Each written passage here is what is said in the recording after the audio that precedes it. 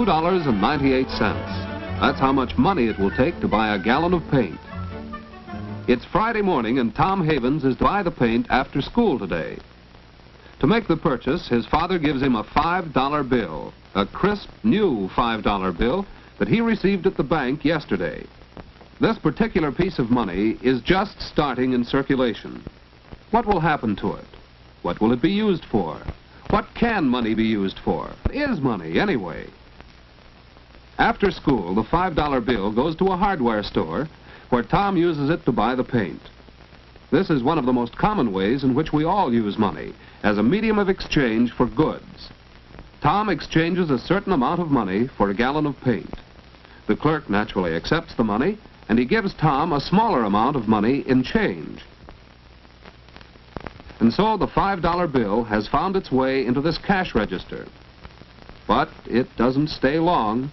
It's to be used to pay Mr. Kelly an electric work he has just done in the store. The store is not paying for wire or fixtures, but special services. This is another use for money, as a medium of exchange for services as well as for good. The $5 bill is moving fast. That's because it's so convenient to use in business transactions. In fact, it's hard to imagine doing business without money. Yet for thousands of years, people did get along without money. In primitive days, living was simple and each family produced whatever it needed. The first kind of business was barter. A good stone cutter, for instance, might make a few extra tools and simply trade them for furs and other things he wanted. It was easy. There was no need for money. Even today, barter has its place. Not long ago, Tom Havens got a spotlight for his bike by trading a catcher's mitt for it. Swapping like this works well between friends. But what would you trade in a hardware store for a gallon of paint? And how would the store owner get the paint and the other goods he sells? What could he trade with all the people who had a hand in transporting the goods to his store? What could he possibly swap with all the stockholders of the hundreds of factories that produced the goods? How could he barter with every individual workman who played a part in the manufacture of each article? No, life today is too complex. People are too dependent upon each other. Jobs are too highly specialized for us to do business by barter. And that's why we depend on money as a quick and easy medium of exchange. Thus, instead of doing a certain amount of electrical work in exchange for gasoline, Mr. Kelly pays for the gas with, yes, the same $5 bill he received at the hardware store. This convenience of modern money has evolved from an age-old search for a satisfactory medium of exchange. Out of the simple barter of primitive people, spearheads became one of the first articles used as money. Shells have also served as money. Wampum was used by the American Indians. And hundreds of other articles have been money to various people at various times. But none of these met all the requirements of good money. Money should be something of value.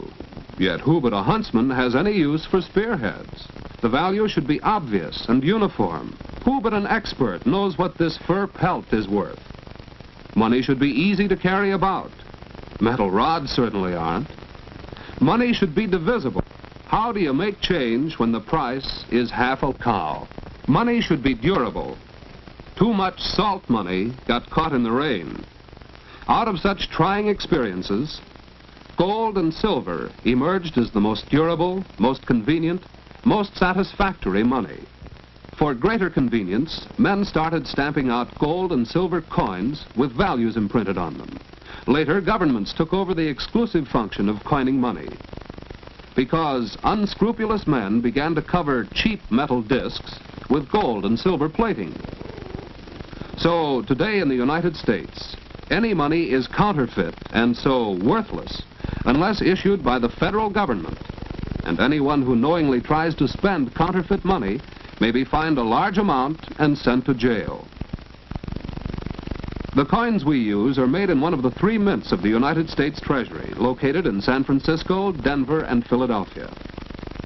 And from the Bureau of Engraving and Printing in Washington comes our paper money, including, of course, the $5 bill of this story. This represents the final stage in the evolution of modern money. For while metal coins are handy for dealing in small amounts of money, when transactions require larger amounts, paper money is far more practical.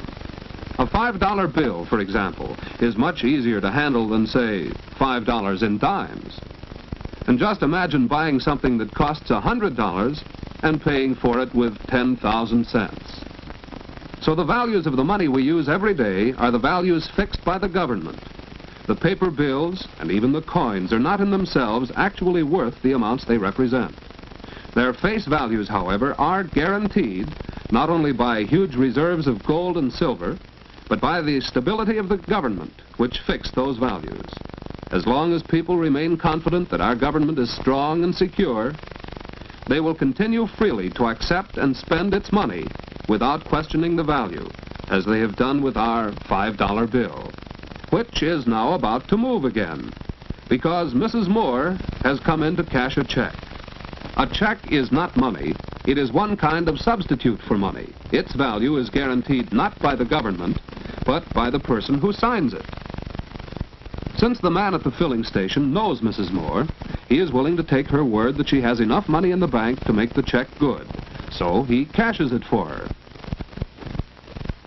Saturday morning finds the $5 bill still in Mrs. Moore's purse. How will she use it? Good morning. May I help you? Yes. Can you tell me the price of those bookends in the window? Yes, that pair is $8.75 and most attractive. I'm afraid that's more than I care to spend. Do you have a cheaper pair? I do have one pair left that's an exceptional value.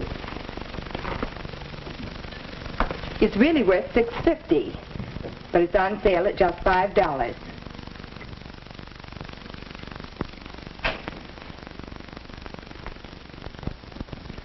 I'll take them, please. They're very good looking and certainly worth $5. Worth $5. Yes, since the value of our money is fixed by the government, we use it as a standard for measuring other values. So money is not only a medium of exchange, but also a standard of value. At 1 o'clock Saturday afternoon, the $5 bill is transferred from the cash register in the gift shop to the pay envelope of Virginia Height, the clerk who sold Mrs. Moore the bookends. And when Miss Height goes to spend the bill, she learns how money serves still another purpose. Hello. Do you want to make another payment on your radio? Well, yes. But I see the price has gone up since I bought it. Oh, don't worry about that. You have to pay only the original price of $30.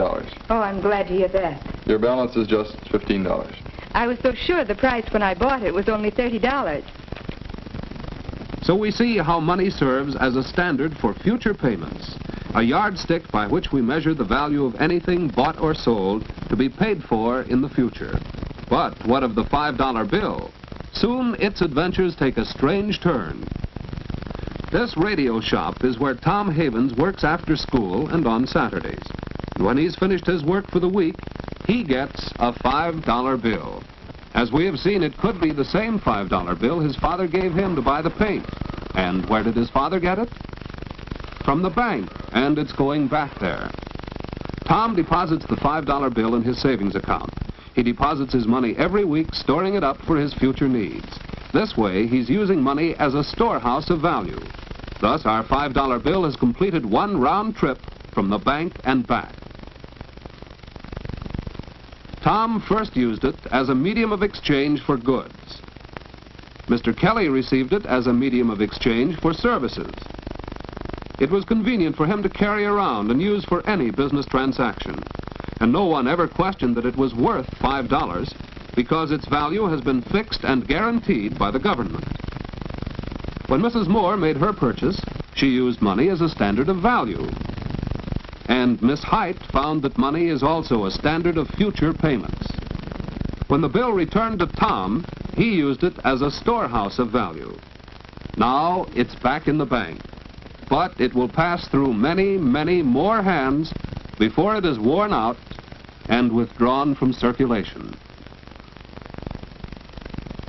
It may even go along with some world traveler who will soon exchange it for an equal value of money of some other nation.